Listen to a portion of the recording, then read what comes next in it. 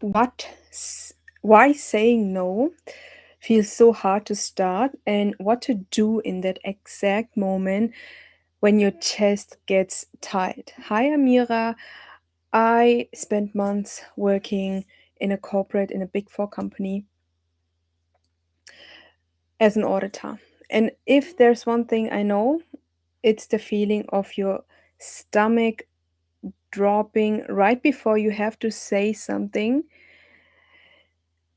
someone doesn't want to hear. And I used to rehearse in my mind a simple sentence like, I can't take on that. And I used to rehearse it like for an hour straight. And then when someone would ask me for a favor or if I take on another task, I would say yes anyway. It was also not because I wanted to say yes. It was because in that moment saying no felt so weird and not safe for me than staying exhausted and saying yes. It was safe for me. And today we are talking about that exact moment, the one right before you are going to say no, the one where your heart speeds up, where your brain goes blank and you just freeze and agree instead or say yes instead. If that sounds familiar, I want you to stick around. It's not about that the decision that is hard for you. You already know you are maxed out, you can't take on more. It's the split second before you open your mouth. And what I see in high performers and hear all the time from my clients are these simple statements. They say, I feel like I'm always on at work and it's draining me completely.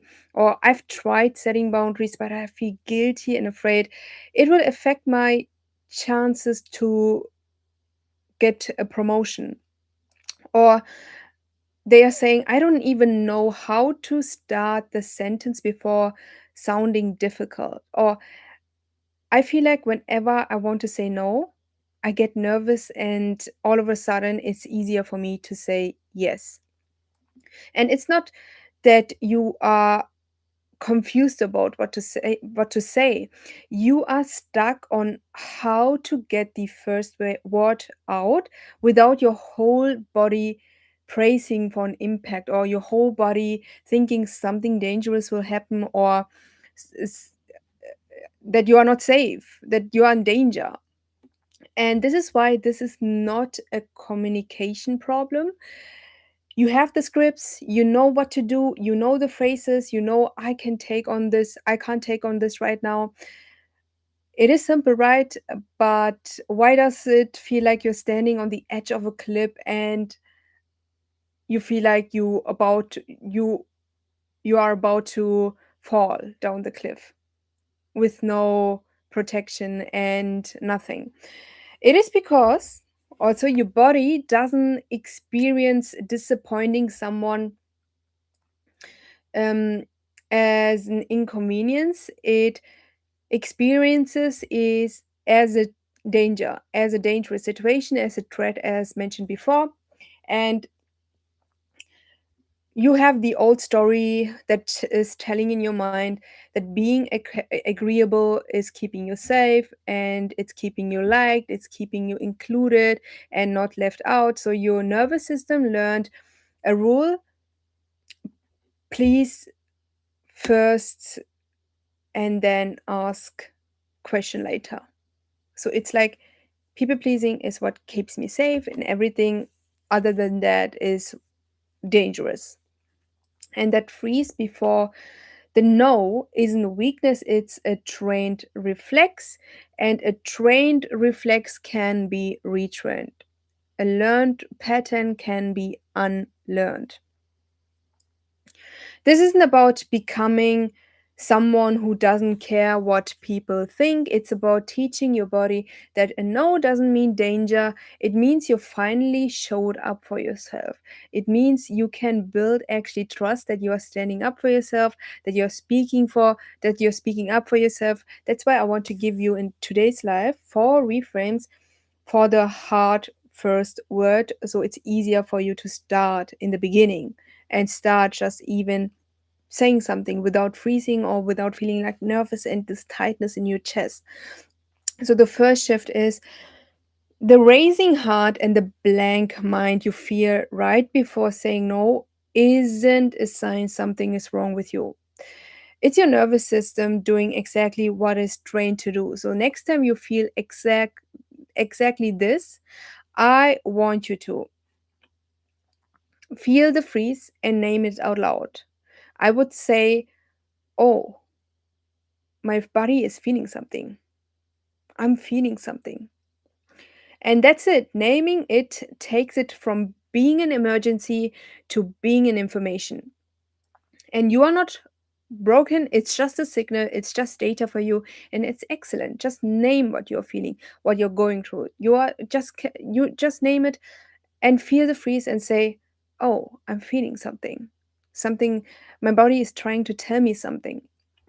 The second shift is most people freeze because, or most high performers, they freeze because they think they need the exact right, perfect sentence to start with on the spot, and they have to be perfect. And every word has to be perfectly lined up. And that pressure alone is enough to make you cave and say yes instead, because yes is currently safe for you. And you, in that situation, those kind of situation where it's feeling unfamiliar and you want to be perfect and you want to perform, then you will go to your default mode where you feel safe and say yes instead. So instead of learning the perfect sentence and giving you the pressure that you have to be perfect and answer perfect, otherwise they will don't get your boundary, or otherwise you're not setting a boundary. I want you to have one bridge line ready before you need it. Just say, "Let me look at my week, let me look at my day and get back to you." Again, just say, "Let me look at my day, let me look at my week and get back to you." That's your dormant line. It's not no, it's not a yes, it's a pause for you that protects you and that gives you time to think about it and give an authentic answer that you can really feel proud of yourself, or that respects your peace, respects your time and energy. The third shift is that you are waiting to feel ready before you say no. And you can wait a lifetime long if you are in this situation. But I can tell you, confidence doesn't come from doesn't come before you do the repetition, before you do the action. It comes after the action. So you have to do the action in order to learn that you are actually safe with taking the action, with setting the boundary, with saying no, with just having the bridge line. And I want you to pick one low stake no this week, not the biggest boundary you need to set, the smallest one. I want you to decline a meeting. I want you to say no to a favor that you already said yes to, and see that it isn't urgent. Pick one not urgent thing and say no. And let it be heavy. Do it anyway. Reinforce the thought. And so you build confidence for the next time. And with each practice and with consistency, it will be familiar with you and it will feel normal for you. And that's your first rep. Last but not least, a part of you believes that setting boundary pushes people away, that you're letting people down, so you avoid it, you absorb the cost instead. You are saying yes instead. You are being exhausted, drained, and overwhelmed instead of choosing yourself and standing for yourself and saying no. So before your next no, remind yourself, I'm not pushing this person away. I'm showing them where my limits are.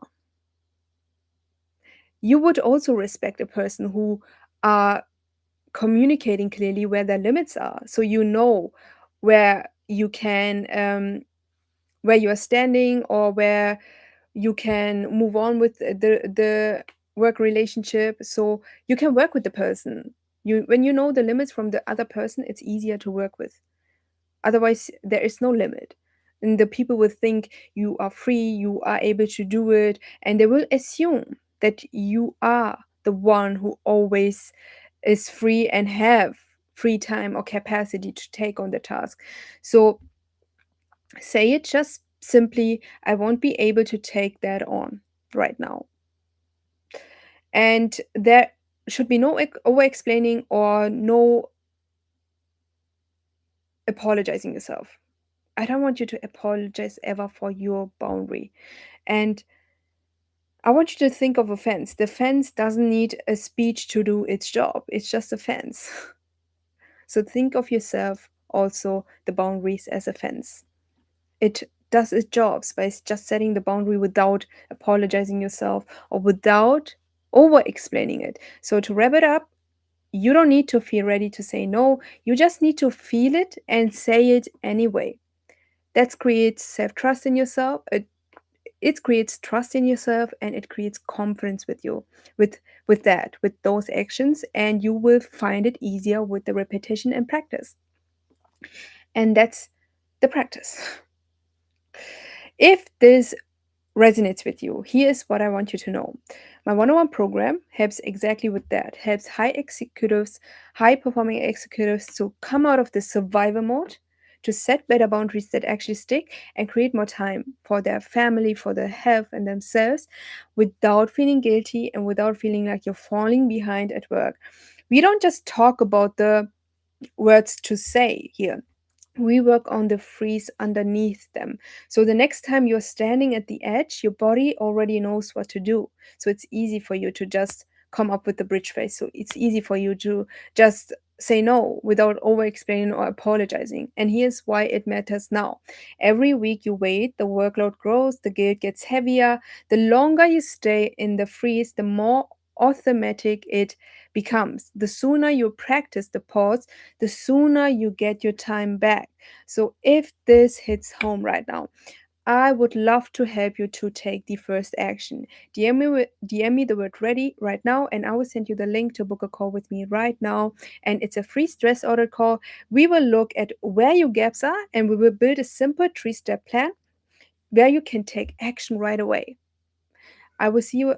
I will see you in the DMs, and take care of yourself. Thank you for watching.